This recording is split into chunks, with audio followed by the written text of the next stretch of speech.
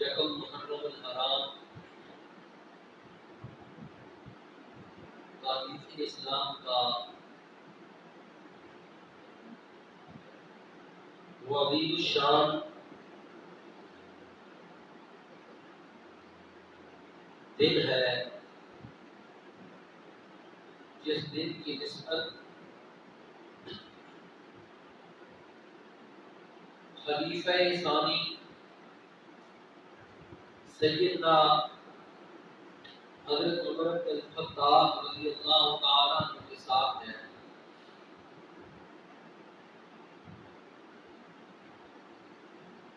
یہ محرم الحرام کا یہ مہینہ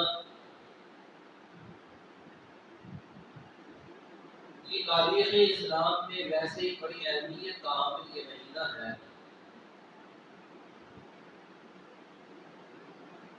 10 محرم الحرام انشاءاللہ اس کے اعتبار سے بھی اس جمعے میں اس خاص ایام میں خاص کیفیات کا ذکر ہوگا۔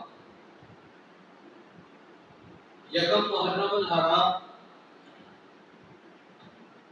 حضرت عمر فاروق رضی اللہ تعالیٰ عنہ کی یوم شہادت ہے۔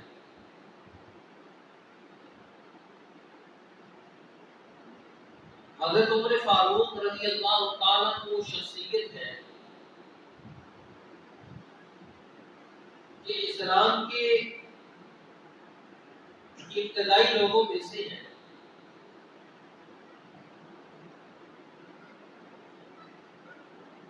اسلام لانے سے پہلے حضرت عمر رضی اللہ تعالیٰ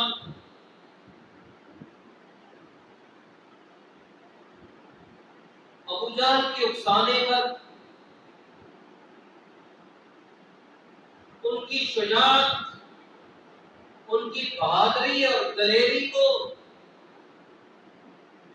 ابو جہل اور وہاں کا نظام استعمال کرتا ہے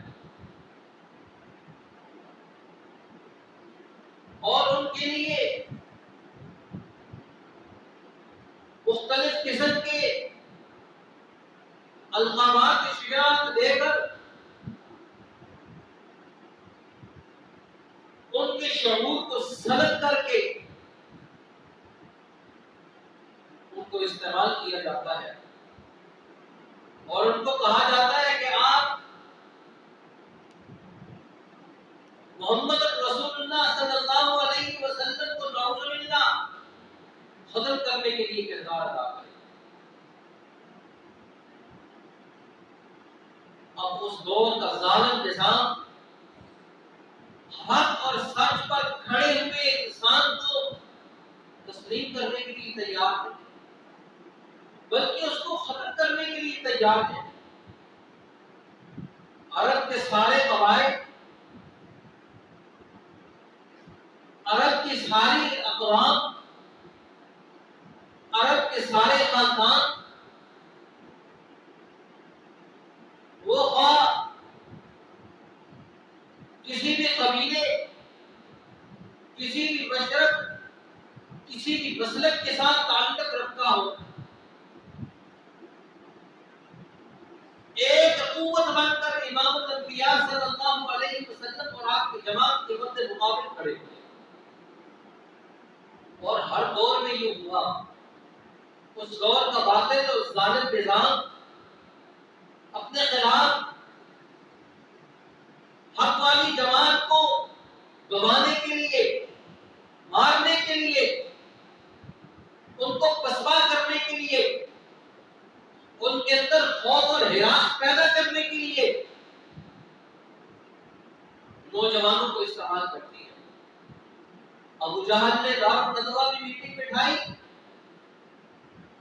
کہ عرب کے سارے نوجوان اکٹھے ہو گئے، ہر قبیلے کا نوجوان اکٹھا ہوگا اور ایک بار کر کے محمد رسول اللہ کا کام تمام کر دو۔ نعوذ باللہ۔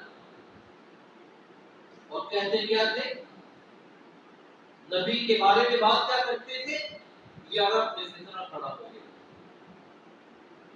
یہ صحابی فتنہ کھڑا ہو گیا۔ اور یہ کیا کرتا کیا ہے؟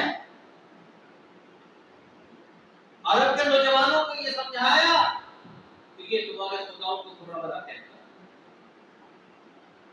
یہ کہتا ہے یہ پتھر کے خدا کچھ نہیں کر سکتے. نبی اکرم صلی اللہ علیہ وسلم اور آپ کی جماعت سامنے ہے. عرب کے سارے نوجوان، طائف کے سارے لوٹے اور نوجوان اپنی پوری قوت اور طاقت کا اظہار کرتے ہیں. محمد رسول اللہ صلی اللہ علیہ وسلم اور آپ کی جماعت کو دعا دیا.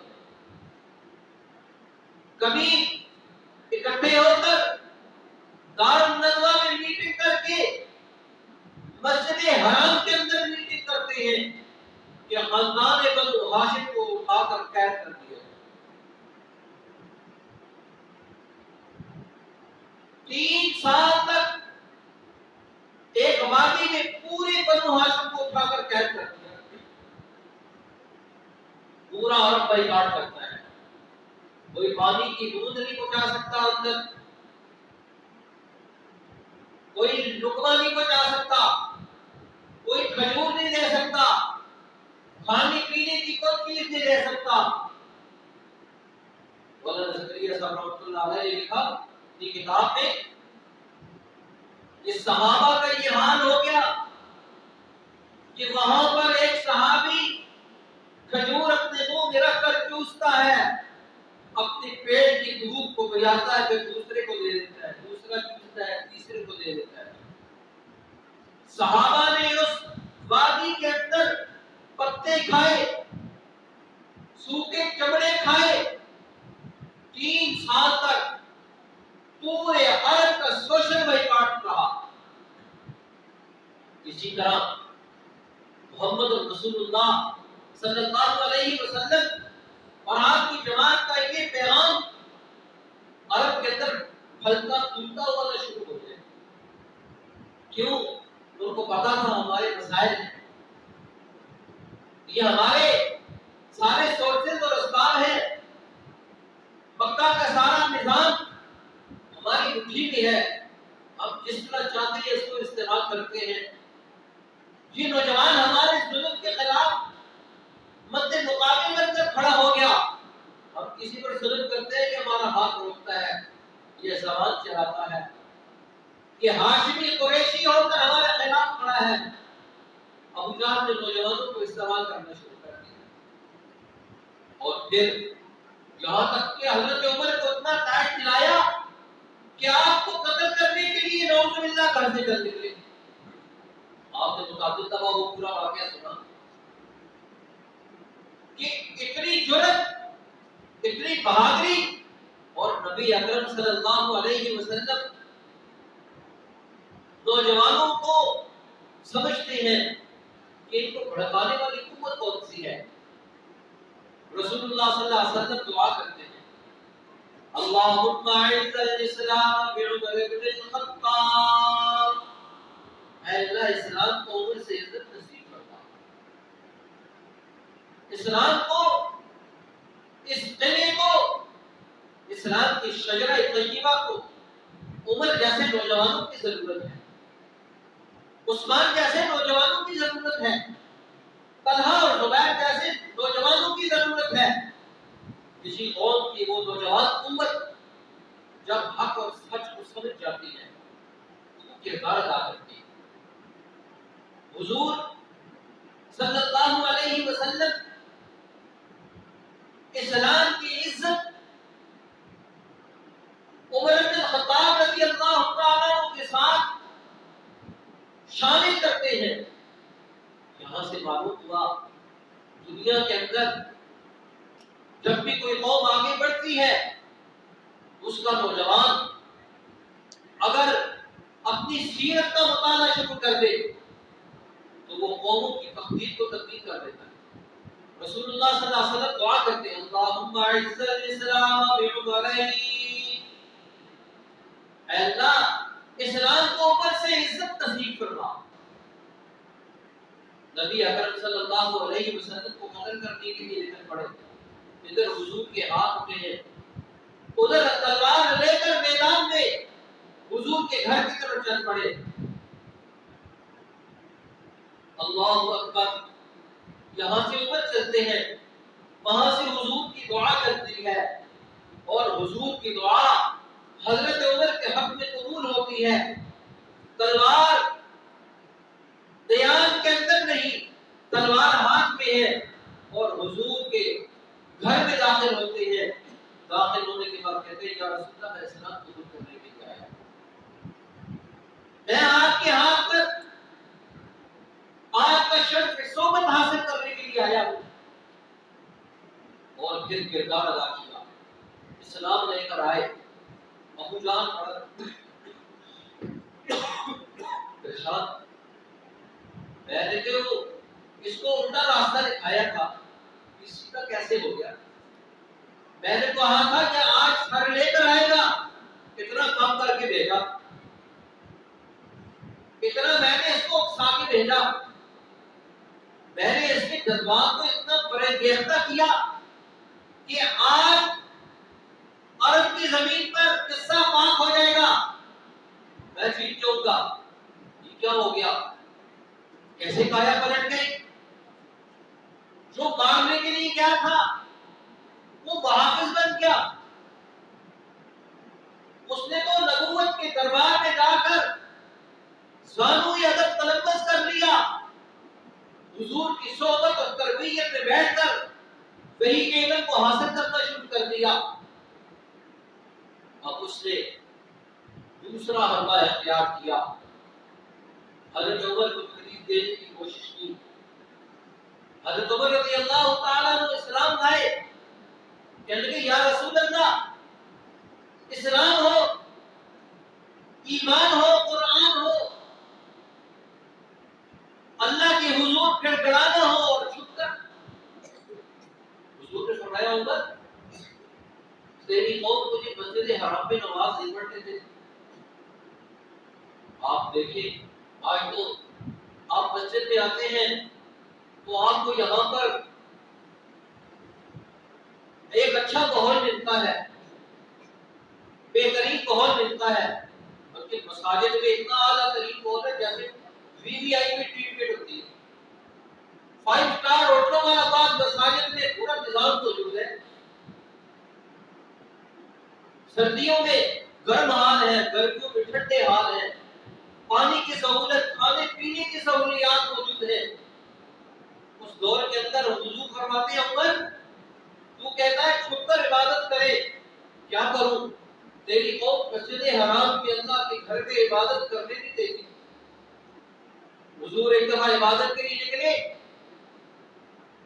ابو جان اور اس کی پوری مجلس شورا، انہوں نے کہا آج کون فلاں جگہ پر روزی پڑی ہے، اٹھا کر حضور پر ڈال دیں۔ عقبہ ابن ابی معیط بدبخت تھا اور اس اوجری کو اٹھا کر حضور کی گردن پر ڈال دیا۔ میں نے کہا مسجد حرام میں نماز پڑھنے کی اجازت کیسے پڑھتے ہیں؟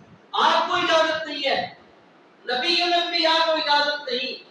مسجد حرام، مسجد حرام زمانہ جاہلیت میں بھی یہ اصول تھا کہ وہاں پر تنتا نہیں توڑا جاتا تھا، لیکن سید الانبیاء سارے نبیوں کے سردار جب سجدے میں جاتے ہیں اوجری اٹھا کر ان کی گردن پر ڈال دیا۔ حضرت فاطمہ آئی اپنے چھوٹے چھوٹے ہاتھوں کے ساتھ اوجری کو اٹھا کر ایک طرف پھینکا، وہ کہاں اوجری اٹھا کر پھینکے؟ اس سخت حال کے اندر عمر فاروق رضی اللہ تعالیٰ نے فرمایا یا رسول اللہ یہ بھی کوئی بات ہے، اسلام کے اندر عمر آ گیا، اب عبادت چھپ کر نہیں ہوگی۔ حضرت عمر تلوار لے کر باہر نکلتے ہیں اور مسجد حرام میں جا کر نماز ادا کرتے ہیں سارے صحابہ کے ساتھ۔ وہ فرمایا جس نے اپنے بچوں کو یتیم کروانا ہو میدان میں آ جائے، جس نے اپنی بیوی کو بیوہ کروانا ہو میدان میں آ جائے۔ یاد رکھنا آج عمر اسلام لے کر آ گیا ہے، ایمان کو قبول کر لیا ہے۔ عمر کے ایمان قبول کرنے کے بعد اب ابو جہل کا روب نہیں آئے گا، اب عتبہ اور شیبہ کا روب نہیں آئے گا، اب مکہ کی ظالم نظام قوتوں کا روب نہیں آئے گا۔ کیوں؟ جاء الحق وزهق الباطل ان الباطل كان زهوقا۔ جب حق آتا ہے جاء الحق وزهق الباطل، باطل کو جانا پڑتا ہے، ان الباطل كان زهوقا، باطل کا کام ہی جانا ہے۔ شرط یہ ہے حق کی آنکھ کھل جائے، حق کی بصیرت حاصل ہو جائے. قرآن کا علم، وحی کا علم، اپنے حقوق کا علم انسانوں کے اندر منتقل ہونے کی دیر ہے. باطل بھاگ جاتا. نبی اکرم صلی اللہ علیہ وسلم اور وہاں کا پورا نظام ابو جہل کا، ان کی کوشش یہ تھی عرب کے نوجوانوں کو استعمال کیا جائے، ان کو بھڑکایا جائے، ان کو محمد رسول اللہ اور آپ کے نظام اور آپ کی جماعت کے خلاف کھڑا کیا جائے. نبی اکرم صلی اللہ علیہ وسلم کی دعا کرتی ہے، اللہ ان نوجوانوں سے اسلام کو عزت نصیب فرما.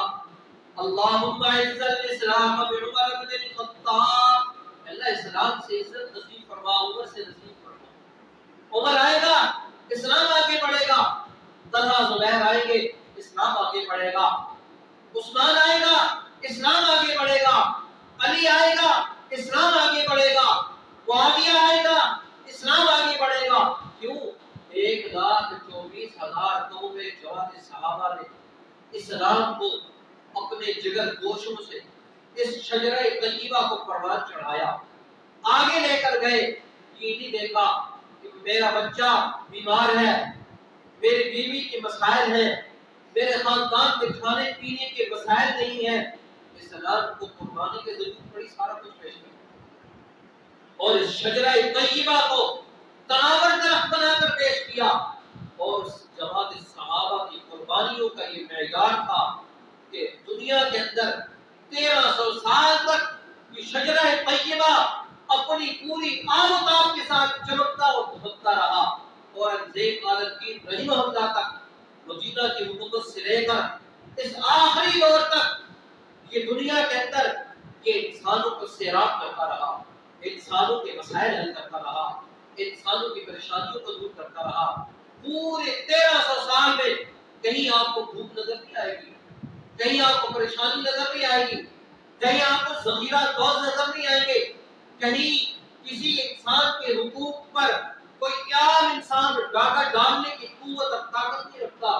نظام کی اتنی قوت تھی، نظام کی اتنی گرفت تھی، نظام کے اندر اتنی طاقت تھی کہ کوئی آدمی کسی انسان مسلمان میں کسی انسان کے حقوق کی بھی خلاف ورزی نہیں کر سکتا. اور حکومت کس کی ہے؟ مسلمانوں کی.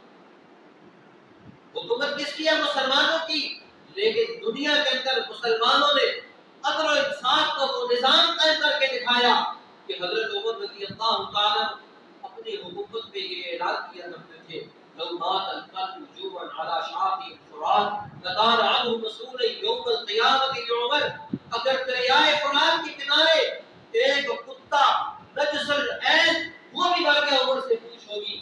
انہوں نے یہ موٹو دیا، یہ ذہن دیا، یہ عملی اقدامات دیے، دنیا انسانیت کو یہ سمجھایا کہ قرآن کیا ہے، اس کا نظام کیا ہے.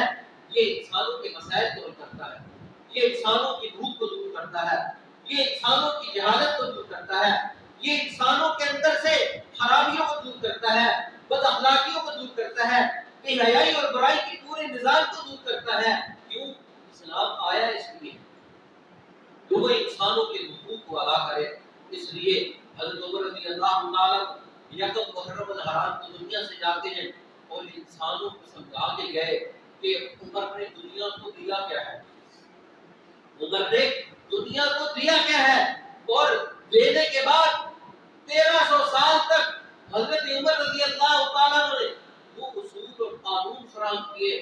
آج بھی یورپ کی یونیورسٹیوں میں عمرین کے نام سے، عمر کے نام سے وہاں پر نام موجود ہے اور وہاں کا نظام تعلیم ان کو سکھاتا ہے عمر نے اپنی حکومت کی کیسی تھی، اس کی گورننس کیسی تھی، کس اصول اور قانون کی بنیاد پر وہ آگے بڑھا تھا اور کچھ ہی وقت میں ساری دنیا کو فاتح کر لیا تھا. کیوں فتح کر لیا تھا؟ اپنے عدل کی بنیاد پر، اپنے انصاف کی بنیاد پر. جس قوم کے اندر عدل اور انصاف قائم ہو جائے وہ قوم دنیا کی امامت کرتی ہے، وہ دنیا کے حقوق کو ادا کرنے کے لیے کردار ادا کرتی ہے. اللہ مجھے اور آپ کو پھر اسلام کے اس عادلانہ اصول کو اور حضرت عمر رضی اللہ تعالیٰ عنہ خلفائے راشدین نے کس انداز میں دین کی خدمت کی، انسانیت کے لیے کردار ادا کیا. اللہ پھر سے مسلمانوں کو وہ عقل و شعور نصیب فرمائے، وہ فہم و بصیرت نصیب فرمائے کہ آج ہم اپنے اسلاف کا مطالعہ کر کے ان کی زندگیوں سے سبق حاصل کر کے آج ہم پھر بھی کردار ادا کریں اور ہماری دنیا بھی بن جائے آخرت بھی بن جائے.